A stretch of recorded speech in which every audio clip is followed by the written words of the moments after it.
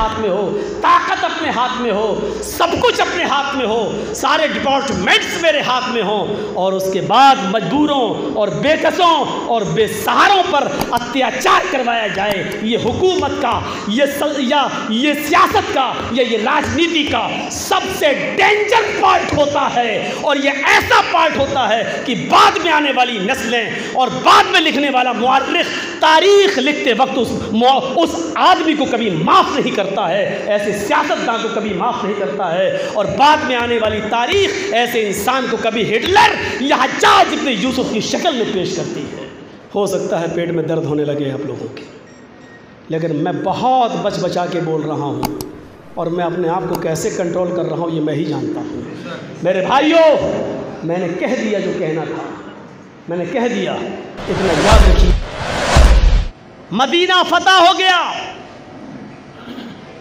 और जब लोग धीरे धीरे हिजरत करके मक्के से मदीना की तरफ जा रहे थे, हज़रत ज़ैनब भी जब मदीने की तरफ जा रही थी तो हज़रत ज़ैनब के पेट में बच्चा था।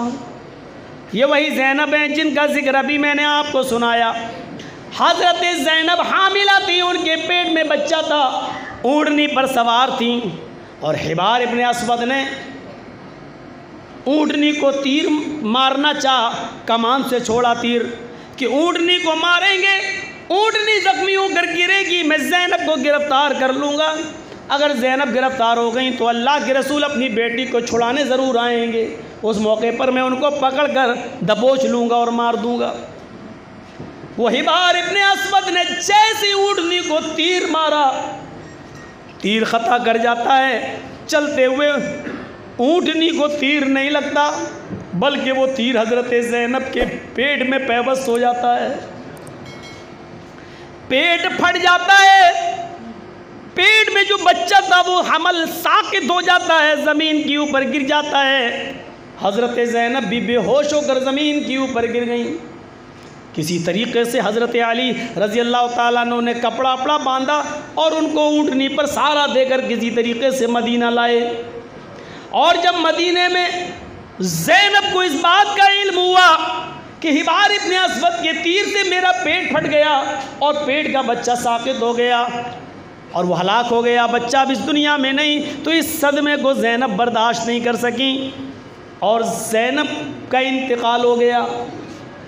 अल्लाह के नबी हज़रत ज़ैनब को दफन कर रहे थे तो आपकी आंखों में आंसू थे।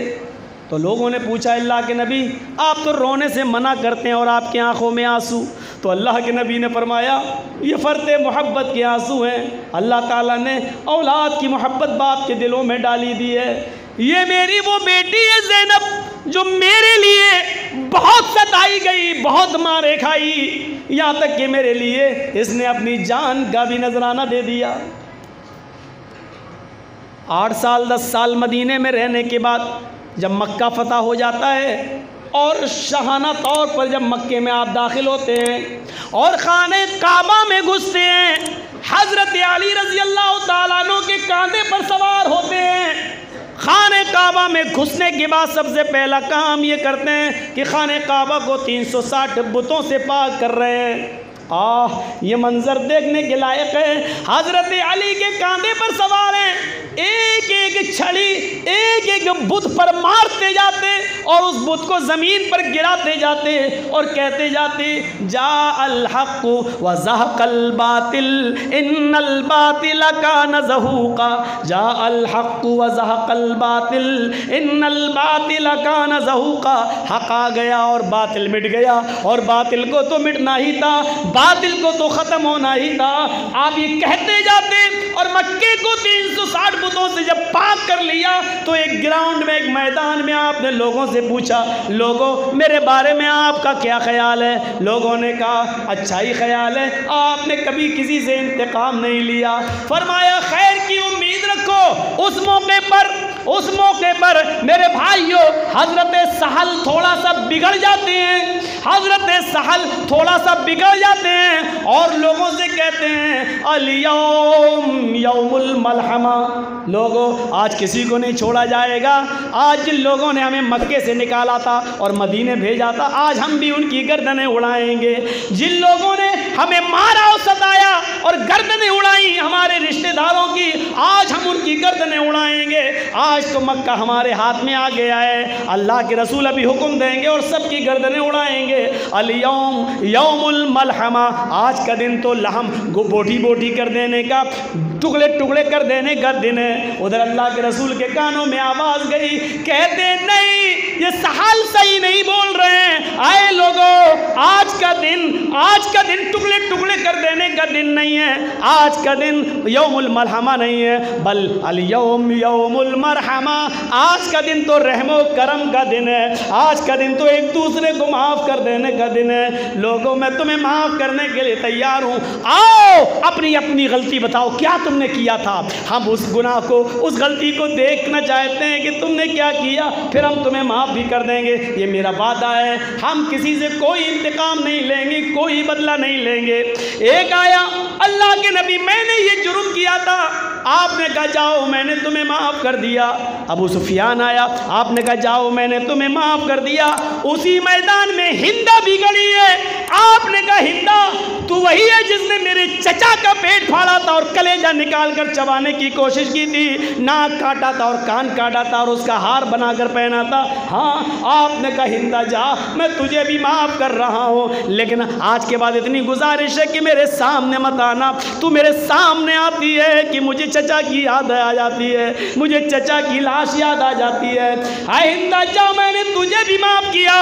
एक एक करके माफ़ करते जा रहे हैं, एक और आदमी सामने आ जाता है। आपने पूछा तुम कौन हो? कहा अल्लाह के रसूल माफ़ी की दरख्वास्त लेके आया हूँ। तुम्हारा जुर्म क्या है? कहा अल्लाह के रसूल जुर्म न सुने तो बेहतर होगा। नहीं नहीं, जुर्म तो सब बता रहे हैं, तुम्हें भी अपना जुर्म बताना होगा। कहने लगा अल्लाह के रसूल, मैं तीर ऊँटनी को मार रहा था, लेकिन वो तीर निशाने से खता कर जाता है और वो तीर आपकी बेटी ज़ैनब के पेट में लगता है और ज़ैनब का पेट फट जाता है और आपकी ज़ैनब का बच्चा, आपका नवासा ज़मीन के ऊपर गिर जाता है। आप बैठे थे, खड़े हो जाते हैं और कहते हैं अरे क्या तू हिबार इब्ने अस्वद है? उसने कहा हाँ। आपने कहा हिबार बस आगे की दास्तान अब तू मत सुना, अब मत सुना, मुझे सब मालूम है। हिबार 13 साल नबी बनने के बाद मैं मक्के में रहा और 10 साल मदीने में रहा। 13 मक्के के और 10 मदीने के, 23 साल में मुझे जितनी तकलीफ़ें पहुंची हैं, अगर वो तराजू के एक पल्ले में रख दी जाएं, और उस दिन जिस दिन तूने मेरी बेटी का पेट फाड़ा और बच्चा ज़मीन पर गिरा और जिस तरह वो तड़प तड़प कर इस दुनिया से गई, अगर उस एक दिन की तकलीफ़ तराजू के दूसरे पल्ले पर रख दी जाए और तराजू उठाई जाए तो आए ही बार 23 साल की तकलीफ़ों का पल्ला उठ जाएगा और उस एक दिन की तकलीफ़ का पल्ला झुक जाएगा।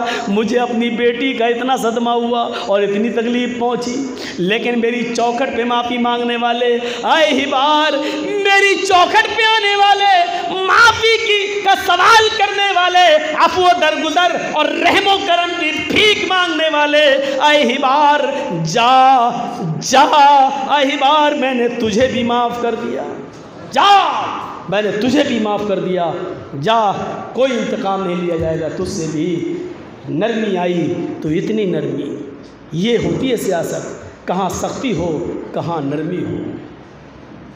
नरमी वहाँ ताकत अपने हाथ में है, सब कुछ कर सकते हैं, वहाँ नरमी दिखाई जाए। ये सियासत और हुकूमत चलाने का सबसे आला उसूल होता है, सबसे आला उसूल होता है। और जहाँ पावर अपने हाथ में हो, ताकत अपने हाथ में हो, सब कुछ अपने हाथ में हो, सारे डिपार्टमेंट्स मेरे हाथ में हों, और उसके बाद मजबूरों और बेकसों और बेसहारों पर अत्याचार करवाया जाए, ये हुकूमत का, ये सियासत का, ये राजनीति का सबसे डेंजर पार्ट होता है। और ये ऐसा पार्ट होता है कि बाद में आने वाली नस्लें और बाद में लिखने वाला मुअर्रिख तारीख तारीख लिखते वक्त उस आदमी को कभी माफ़ नहीं करता है, ऐसे सियासतदान को कभी माफ़ नहीं करता है। और बाद में आने वाली तारीख ऐसे इंसान को कभी हिटलर या हज्जाज इब्न यूसुफ की शक्ल में पेश करती है। हो सकता है पेट में दर्द होने लगे आप लोगों के, लेकिन मैं बहुत बच बचा के बोल रहा हूँ और मैं अपने आप को कैसे कंट्रोल कर रहा हूँ ये मैं ही जानता हूँ। मेरे भाइयों, मैंने कह दिया जो कहना था, मैंने कह दिया। इतना याद रखिए, राजनीति भव्य प्रीति दिखावे, आपन मत सबका समझावे, वो अपना मत इस तरीके से सबको समझाएगा। सख्ती की जगह सख्ती करेगा और नरमी की जगह नरमी। और आखिरी जुमला सुनिए, जब तक मद्दी कोया, मद मानी मीठी, कोया मानी आवाज़, जब तक दुनिया में मीठी आवाज़ बाकी रहेगी, जब तक दुनिया में मीठी आवाज़ बाकी रहेगी, मीठी आवाज़ सुरीली आवाज़, तिलावत कुरान, जब तक दुनिया में कुरान बाकी रहेगा।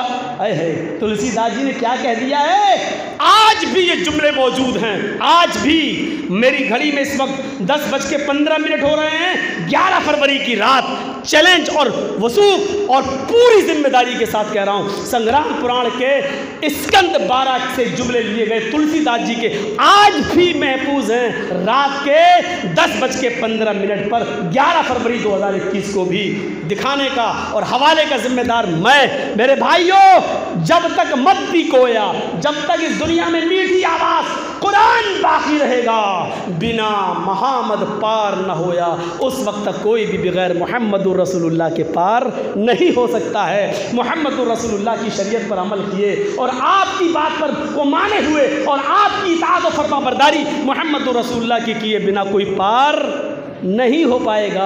यानी कुरान पर अमल करना है तो मोहम्मद रसूलुल्लाह के तरीक़े पर अमल करके अपने आप को जन्नती बना सकते हो। मन अतानी दखलल जन्ना व मन आसानी फ़क़द अबा, जो मेरी इताअत करेगा वो जन्नत में दाखिल होगा और जो मेरी नाफरमानी करेगा वो दोज़ख के अंदर जाएगा। यानी दोज़ख का जाएगा मतलब मेरा इनकार किया, और जो मेरा इनकार किया वो मेरा नाफरमान है। जो मेरा नाफरमान है उसने मेरा इनकार किया, और जिसने इनकार किया इसका मतलब वो मुझे मान ही नहीं रहा। तो कहाँ जाएगा? जब इताअत करने वाला जन्नत में जाएगा तो नाफरमानी करने वाला दोज़खी। तो मेरे भाइयों, शरीयत के कानून को हम पकड़ें और